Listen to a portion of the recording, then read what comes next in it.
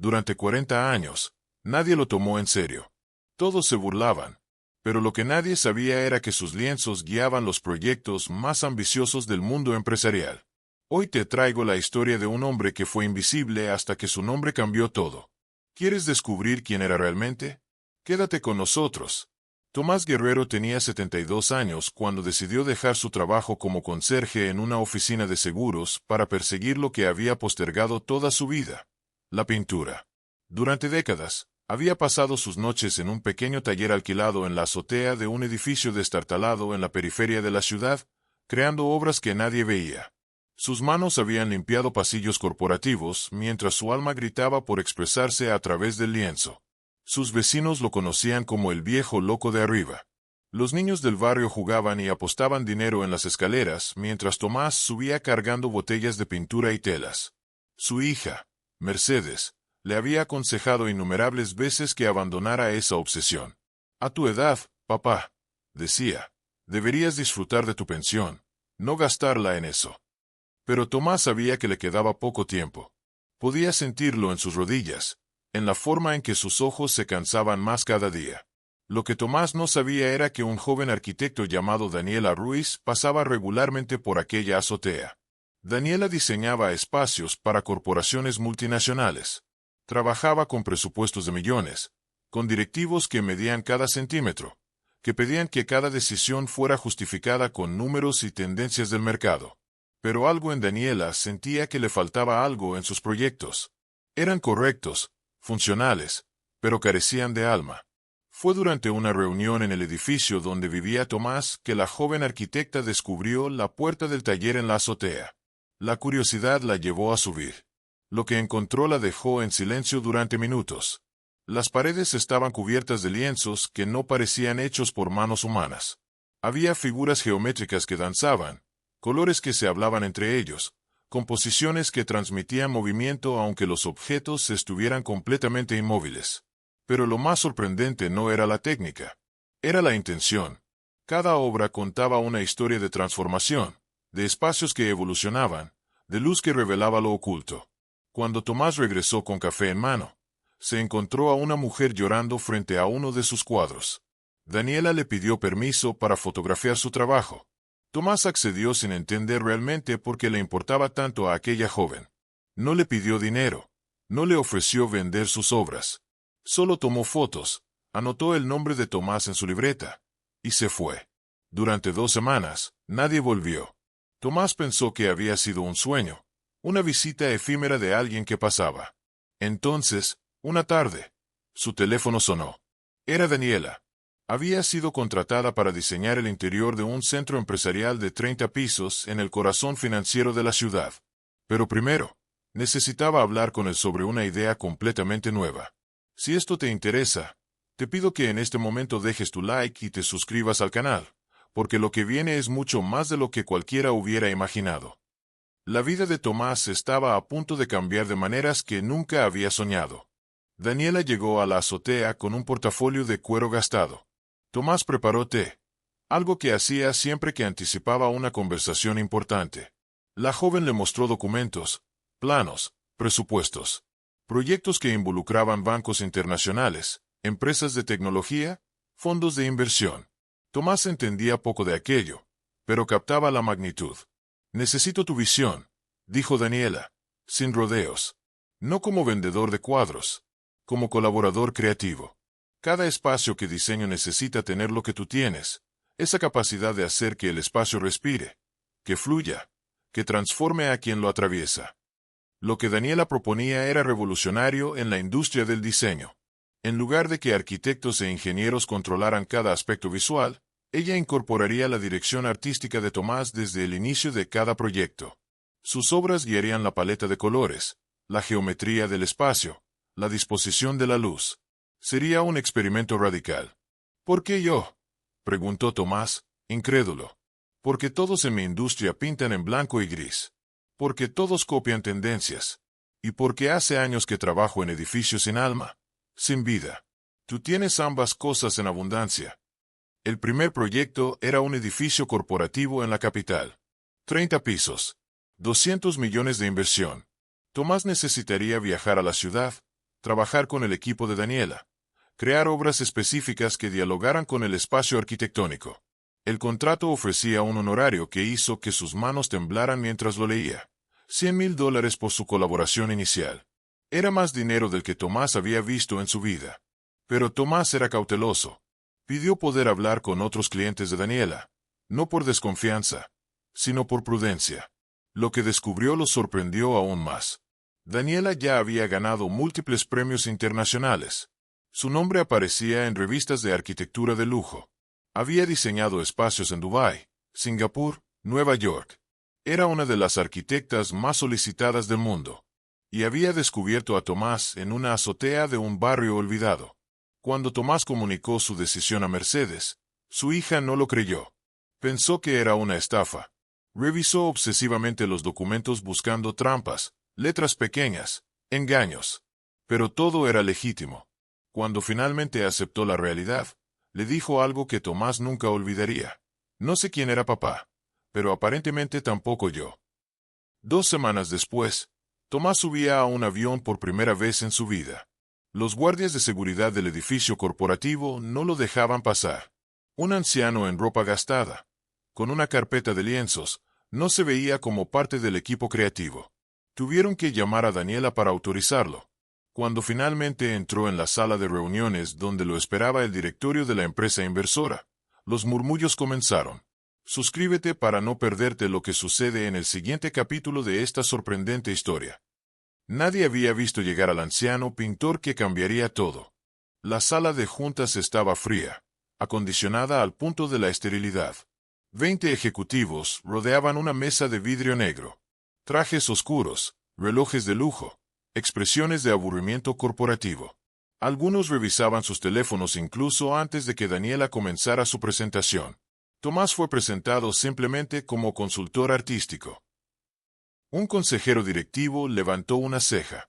¿Cuál es tu experiencia en diseño corporativo?, preguntó con el tono de alguien acostumbrado a que sus preguntas intimidaran. Tomás respondió con honestidad: ninguna. Trabajo con lo que veo y lo que siento. El silencio fue casi audible. Pero antes de que pudieran descartar al viejo, Daniela abrió su presentación digital. Mostró los espacios que proyectaba: líneas limpias, luz estratégica, movimiento visual. Pero entonces, proyectó uno de los cuadros de Tomás sobre los planos arquitectónicos.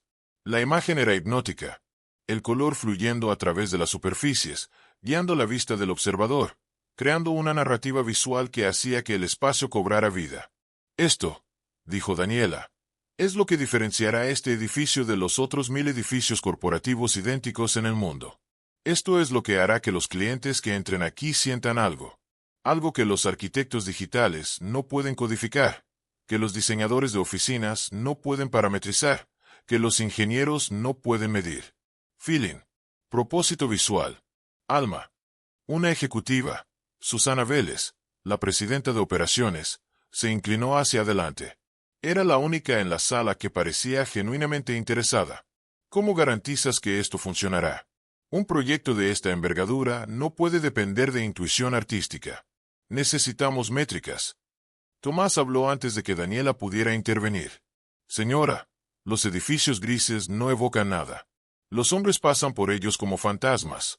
Pero cuando un espacio tiene intención visual, cuando la luz y el color comunican algo, la gente lo siente. Los estudios de psicología ambiental lo confirman. Los espacios con intención estética aumentan la productividad en un 30%. Mejoran la retención de empleados. Generan emociones positivas asociadas a la marca que los ocupa. Era curioso escuchar a un anciano de 72 años citando psicología ambiental. La sala mostró sorpresa. ¿De dónde sacas eso?, cuestionó Susana, genuinamente intrigada. He pasado 40 años observando cómo los espacios transforman a las personas. Eso no se aprende en una universidad. Se aprende viviendo. Lo que sucedió después fue inesperado. Susana votó a favor.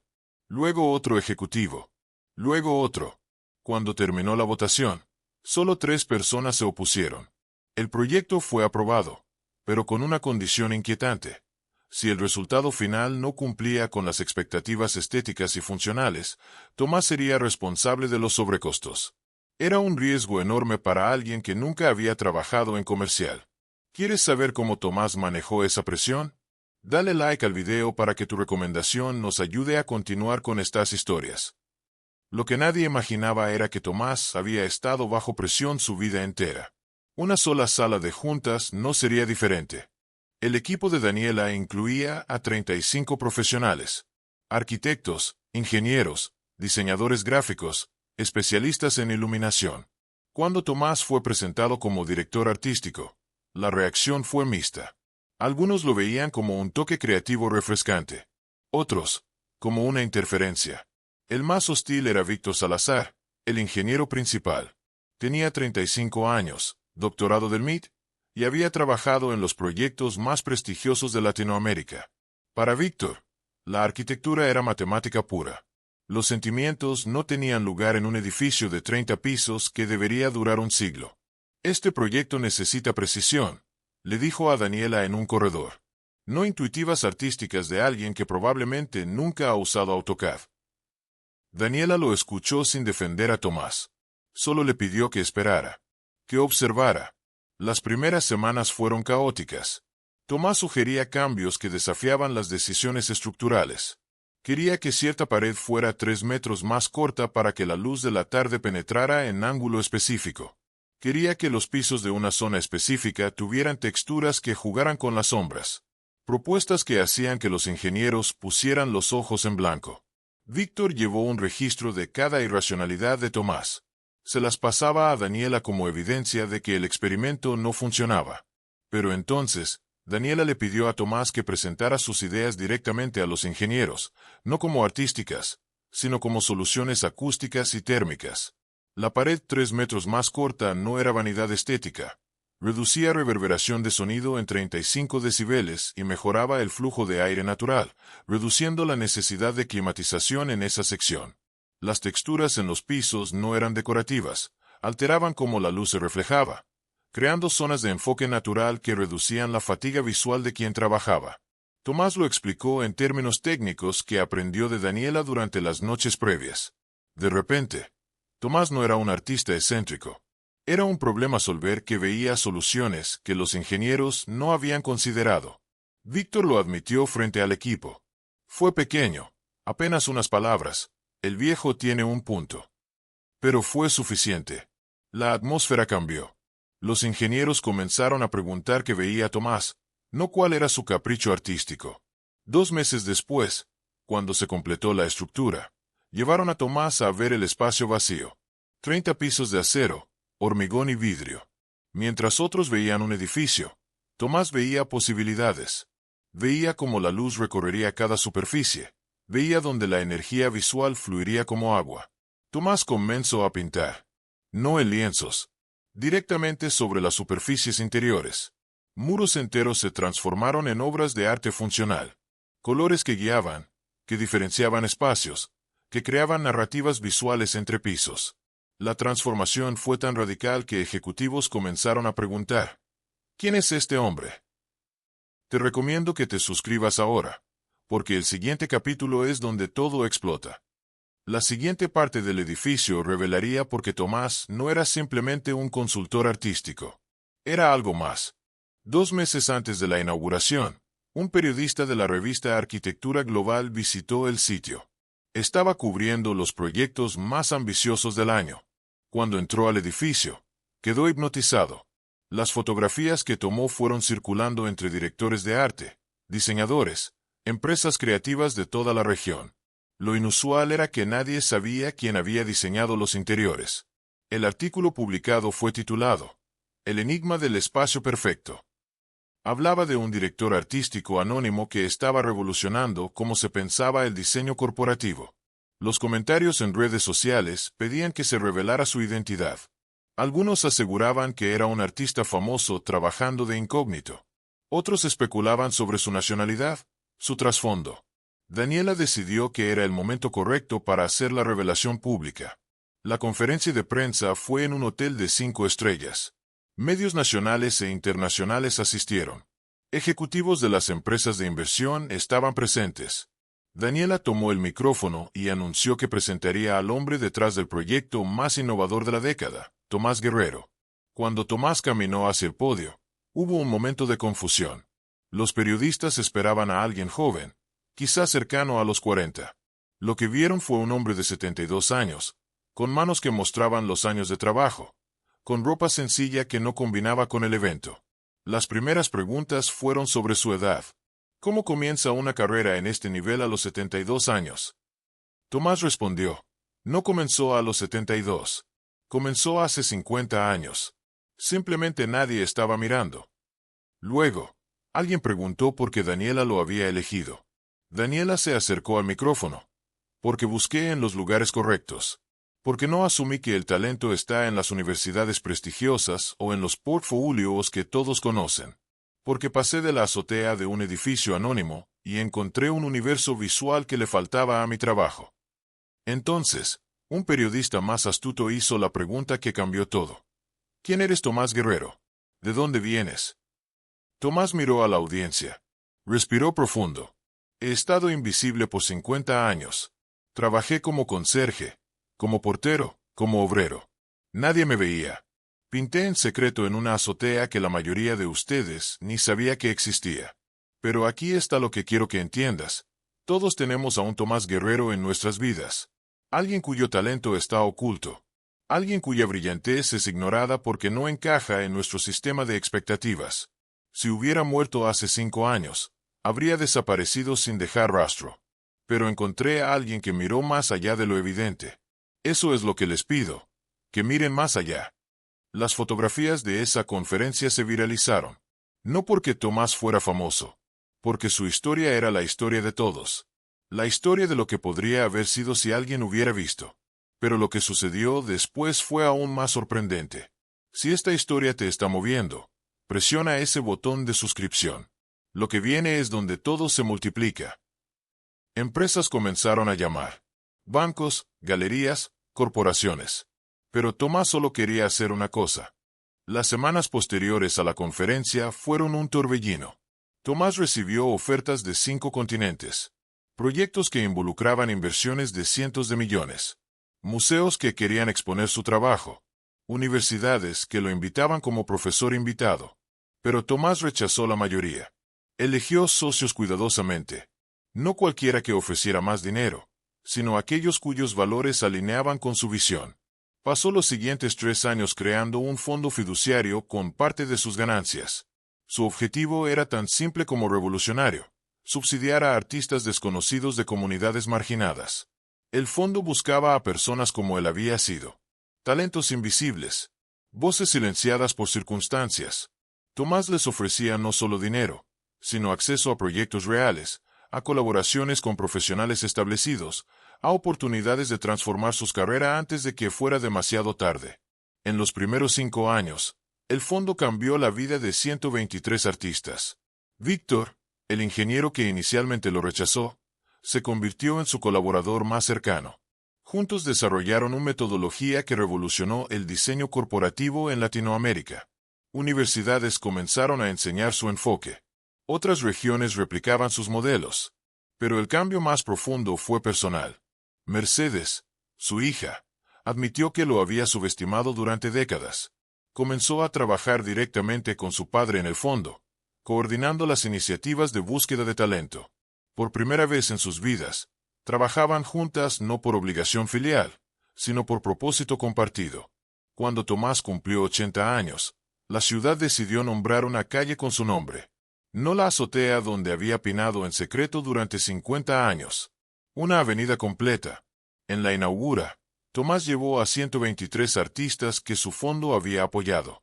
Pintaron un mural colectivo de 300 metros que se convirtió en punto de referencia cultural del barrio. El mural fue titulado "Nadie es invisible si alguien se atreve a mirar". Lo que pocos sabían era que uno de esos artistas era un joven de 19 años que Tomás había rescatado de vivir en la calle. Ese joven, 2 años después, dirigiría un proyecto que generaría 500 millones en ingresos culturales para su país. Tomás fue más allá de ganar la batalla personal contra la invisibilidad. Cambió el sistema que hacía que la invisibilidad fuera posible. En sus últimos años, Cuando le preguntaban qué era lo que más orgullo le daba, nunca mencionaba sus proyectos de arquitectura, sus premios internacionales, sus millones acumulados.